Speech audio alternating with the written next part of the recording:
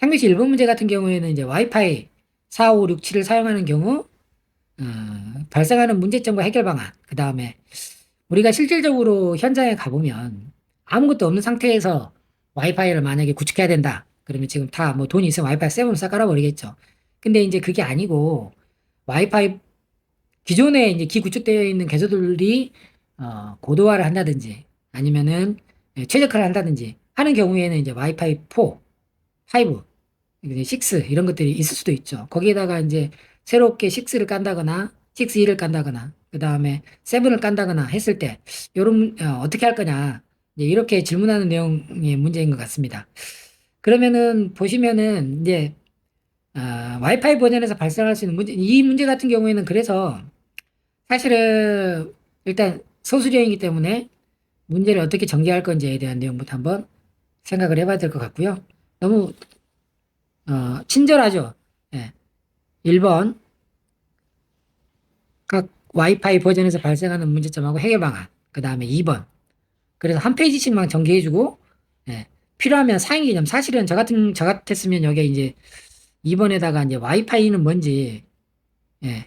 와이파이에 대한 상위 개념 이렇게 전개를 했을 수도 있을 것 같아요. 그래서 여기다가 3번 해가지고는 각 와이파이 버전 문제 전개를 하고요. 그 다음에 4번 해가지고는 네트워크 설계 방안 이렇게 했을 수도 있을 것 같습니다. 그런데 이제 뭐 굳이 그렇게 할 필요 없이 문제에서도 예, 이렇게 아예 두 개로 이렇게 쓰라고 했으니까 이렇게 쓰면 쓰면 되겠죠.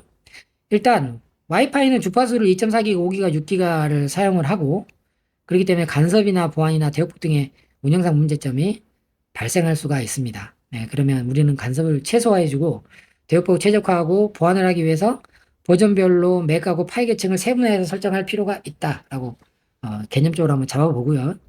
그 다음에 개념도로 보시면 뭐 와이파이 4야 2.4기가, 그 다음에 5는 5기가, 그 다음에 6하고 7 같은 경우에는 거기에다가 6E하고 7 같은 경우에는 6기가를 추가하죠. 그 다음에 매체를 접근하는 제어 기술이 이제 와이파이에서 중요한데 가장 기본적으로는 CSM의 CA를 쓰죠. 근데 6하고 2에서는 OFDMA까지 추가를 해서 고정 대역폭을 확장해서 보낼 수가 있습니다. 그럼 와이파이의 공통적인 문제점은 뭐냐? 예, 주파수 채널이 다 버전별로 2.4기가 쓰는 녀석도 있고 그 다음에 5기가 쓰는 녀석도 있고 6기가를 추가한 녀석도 있고 다 다르더라는 거. 그 다음에 보안에 대한 문제도 있죠. 버전별로 WPA2나 WPA3를 기본이나 권장, 필수로 적용하는 경우가 있고요. 그 다음에 다중으로 SSID 듀얼 밴드 공유를 할 때 보안 적용이 낮아질 개연성이 있다라는 문제가 있습니다. 그 다음에 매체 접근 방식이 조금 상이하다는 거죠. 예. 와이파이 4하고 5 같은 경우에는 OFDMA 같은 것들을 안 하기 때문에 호환성에 문제가 있을 수 있다. 예, 이런 내용들입니다. 그러면 각 와이파이 버전별 문제점 해결 방안을 보면 와이파이 4는 2.4기가이기 때문에 속도에 한계가 있는 게 가장 큰 문제점이죠. 그래서 해결 방안은 5기가를 지원하는 장비로 업그레이드하면 된다. 그 다음에 메시 라우터를 도입해가지고는 다수기기 연결할 때 성능 제한을 좀 막아줄 수 있다라는 포인트 잡아주시면 좋을 것 같고요. 와이파이 5 같은 경우에는 이제 5G만 지원하기 때문에 주파수가 고주파가 될수록 어떻게 되죠? 예, 직진성이 강하고 회절이 잘 안 되죠.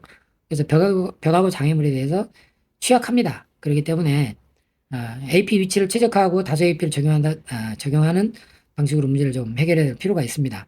그 다음에 혼잡한 환경에서 이제 속도 저하되는 문제가 있기 때문에 이거는 AP를 다수 적용한다든지 이렇게 해결할 수가 있는 거죠. 와이파이 6 같은 경우에는 OFDMA나 MU-MIMO를 지원하는데 지원하지 않은 기기와 호환성이 문제가 있죠. 예. 그러면 이제 혼합 모드, 기버전을 지원할 수 있도록 설정해 사용을 해야 된다라고 생각하시면 될 것 같고요.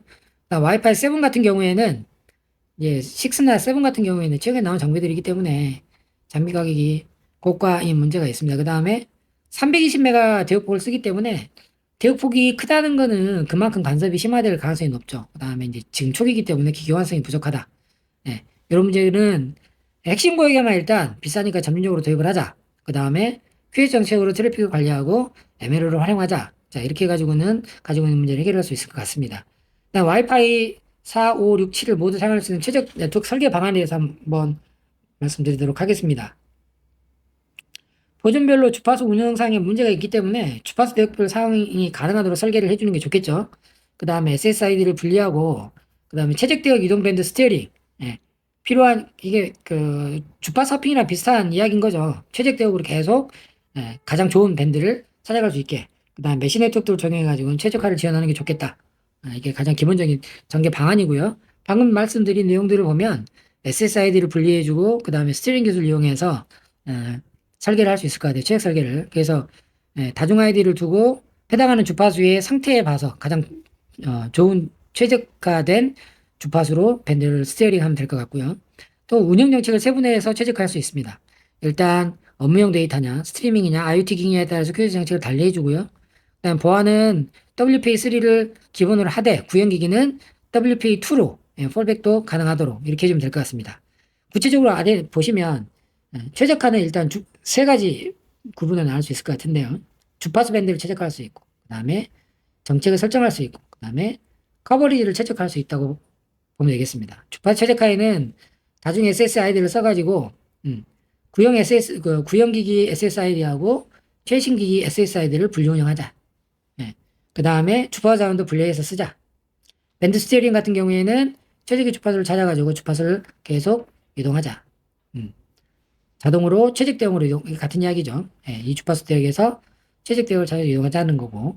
그 다음에 정책 관련해서는 QoS 정책하고 보안 정책을 나눌 수가 있는데, QoS 정책 같은 경우에는 사용 목적에 따라서 업무용이냐, 스트리밍이냐, IoT 기기냐에 따라서 QoS를 차등 적용하자라는 거고, 기본적으로는 WPA3를 기본 적용하는데, 구형 장비는 WPA2로 폴백할 수 있게 하자라는 내용으로 정리하시면 될 것 같습니다. 커버리지 최적화 관련해서는 메시 네트워크를 적용을 해서 다중업을 지원한다는 거죠. 이렇게 해서 커버리지를 최적화할 수 있고요.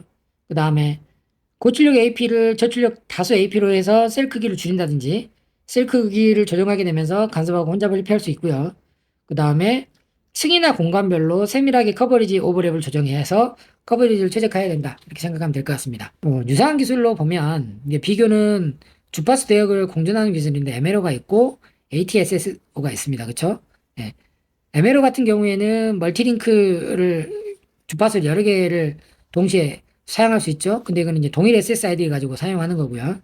그 다음에 ATSS는 단말이 와이파이나 5G를 동시에 연결해 가지고 같이 사용하는 거. 여기에는 이제 5G 특화망 같은 데서 활용을 할 수가 있습니다. 자, 와이파이는 이 정도로 해서 내용을 정리하도록 하겠습니다.